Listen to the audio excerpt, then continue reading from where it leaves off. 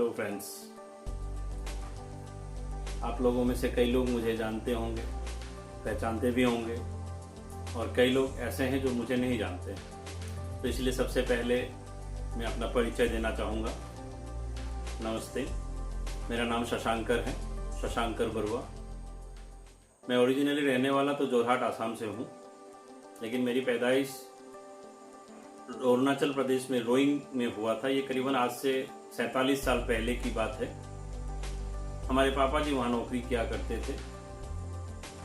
उनकी retirement actually 1998 में हुआ था, लेकिन उनके 36 साल की नौकरी में अरुणाचल में उनके साथ रहते हुए हमें कई जगहों में उनके साथ जाने का मौका मिला।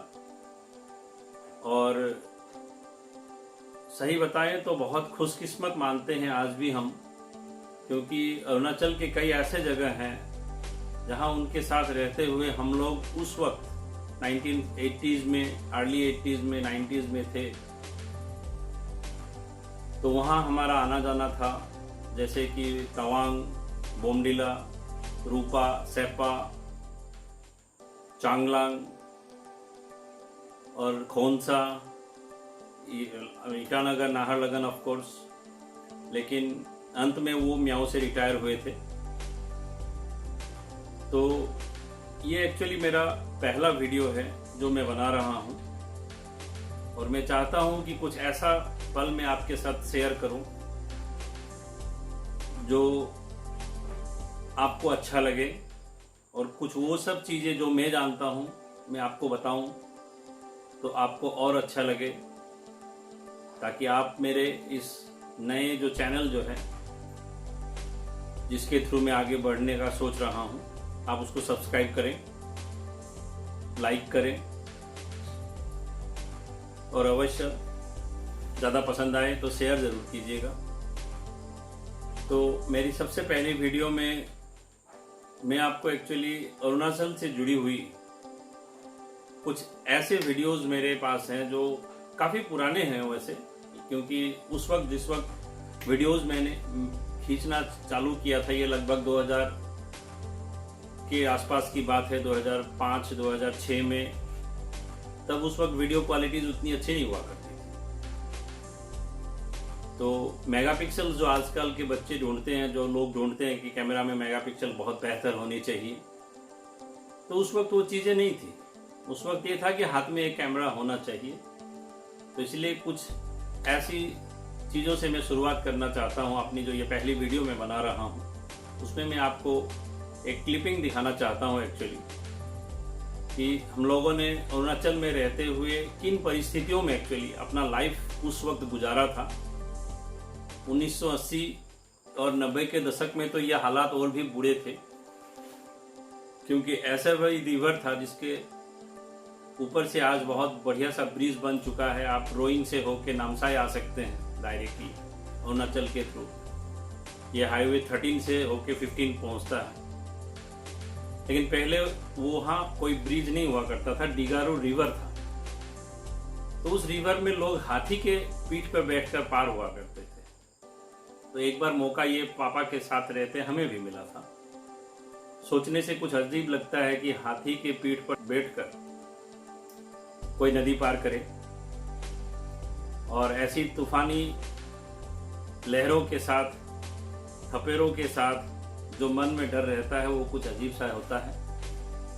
तो इस प्रकार की कई ऐसे चीजें हैं जिसके एहसास हमारे दिल में है, खासकर मेरे दिल में, जिसके लिए मेरे पास कोई वीडियो नहीं है आज के तारीख पर। लेकिन जो भी वीडियोस मेरे पास हैं पुराने, उसमें से मैं छांट कर 2-3 क्लिप्स आपके लिए लेकर आया हूँ।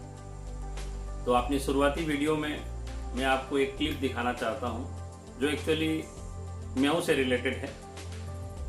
जब हम लोग म्याऊ में रहते थे तो हमें एक अजीब सा सौभाग्य मिला उस वक्त। एक्चुअली ये करीबन 1996-97 की बात है। तो ये नामदफा वाइल्ड लाइफ जो है, नामदफा टाइगर रिजर्व जो है एक्चुअली, वो म्याऊ से सटा हुआ है एकदम। तो वहाँ ऊपर दाफाबम हिल्स है, जहाँ से पानी नीचे बहती है वहाँ की ग्लेशियर से पानी नीचे बहकर आती है और आगे से आती हुई नदी के साथ जुड़कर वो नीचे नौदिहिंग के नाम से एक बड़ी नदी बनकर बहती है।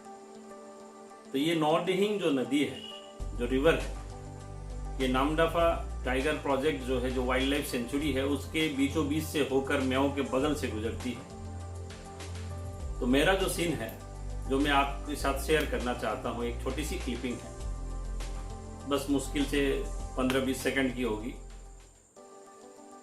कोशिश करूंगा आपको थोड़ा ज़्यादा बनाकर दिखाने के लिए, उसमें से अगर कुछ मुझे मिल जाए बेहतर। तो ये वो है कि किस प्रकार से नौदिहिंग जो रिवर है उसको क्रॉस करके हम लोग गाड़ी के सहारे म्याऊं से दायून की ओर बढ़े। उस वक्त वहाँ ब्रिज नहीं थी, शायद अब भी नहीं है ब्रिज उस रूट पे। वो एक शॉर्टकट रूट है।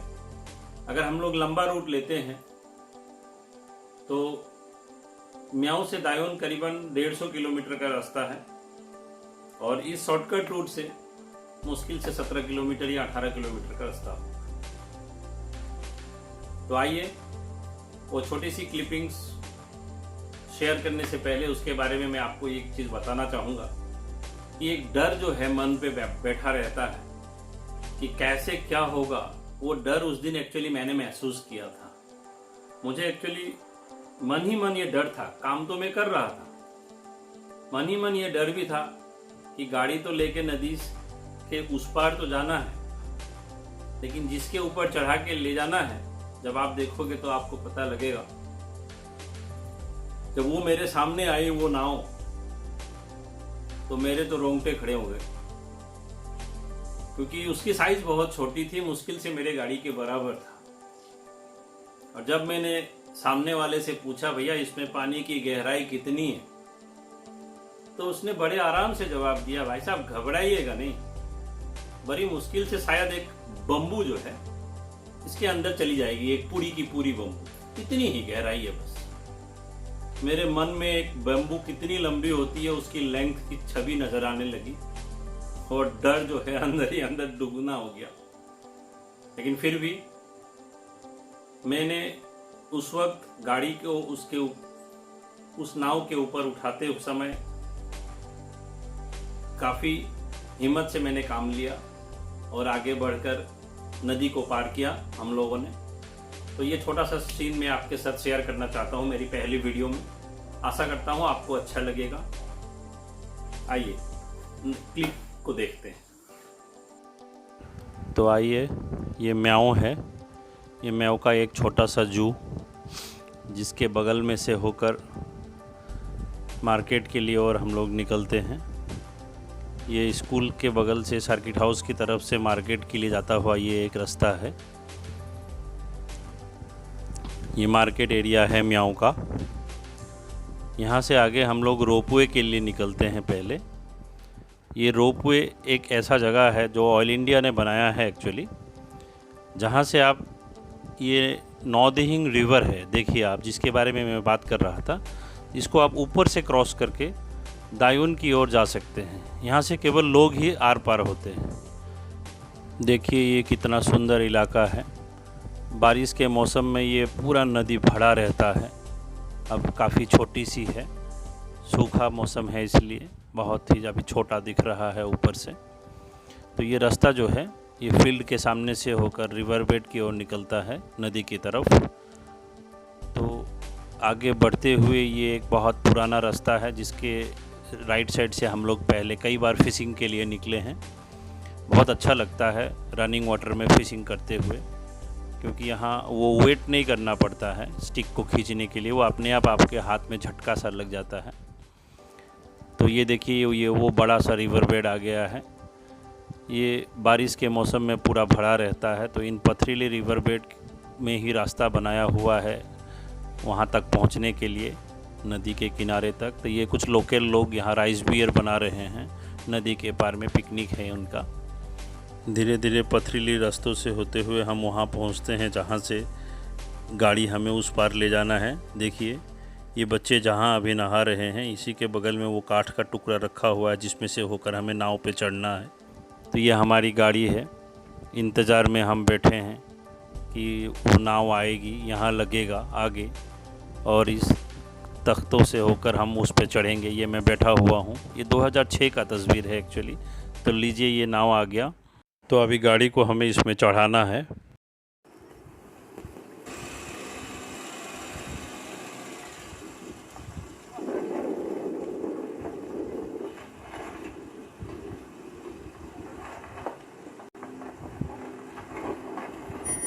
ये हमारे पापा जी हैं जो खड़े हैं अभी।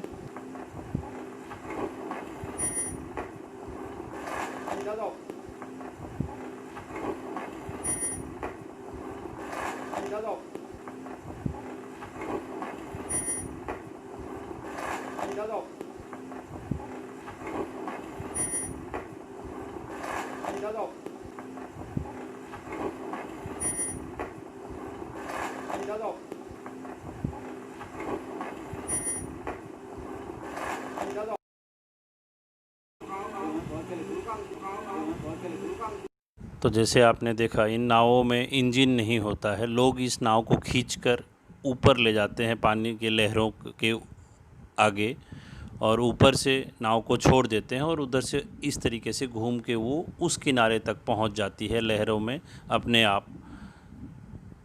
Bye bye.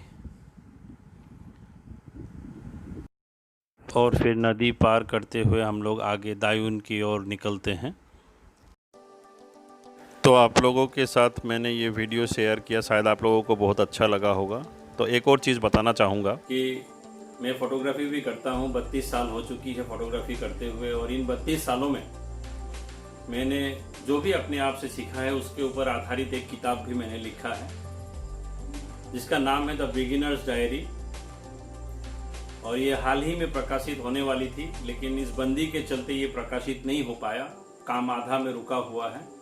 और जहाँ तक मुझे ज्ञात है, लगभग अगर सब कुछ सही रहा तो सितंबर में या अक्टूबर में ये किताब मार्केट में आ जाएगी। और उसमें मैंने कोशिश किया है कि हर एक चीज़ों को, फोटोग्राफी से जुड़ती हुई हर एक चीज़ों को मैं उसमें रखूं, ताकि जो नए बच्चे आ रहे हैं उनको सही चीज़ें मिले और एक साथ इकट्ठे मिले एक किताब में। तो ये खासियत है मेरी बुक की। प्लस मैं जहाँ जहाँ ट्रैवल करता हूँ वहाँ का वीडियोस में कोशिश करूँगा कि आप तक पहुँचाऊँ, और आशा करता हूँ आप मेरा ये जो पहला वीडियो है इसको आप सराहेंगे ज़रूर। और ये छोटी सी क्लिप जो मैंने शेयर किया है इसको आप लाइक करेंगे, मेरे चैनल को सब्सक्राइब करेंगे और आगे बढ़ने का मुझे मौका देंगे। धन्यवाद।